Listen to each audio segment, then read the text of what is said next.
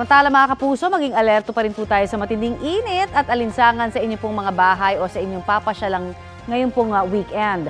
Ayon kasi sa Pag-asa, mula 39 hanggang 40 degrees Celsius ang posibleng maranasan sa Quezon City ngayon pong araw at bukas. 25 hanggang 27 degrees Celsius naman sa Baguio City. Mananatili po sa 44 degrees Celsius ang damang init sa Dagupan, Pangasinan.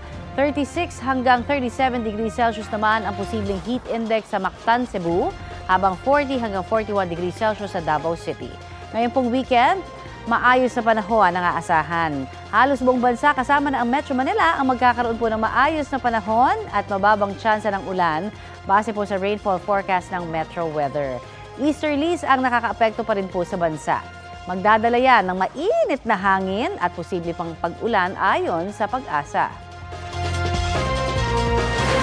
Kapuso, para sa mga maiinit na balita, mag-subscribe sa GMA Integrated News sa YouTube. Sa mga kapuso naman abroad, subaybayan nyo kami sa GMA Pinoy TV at sa www.gmanews.tv.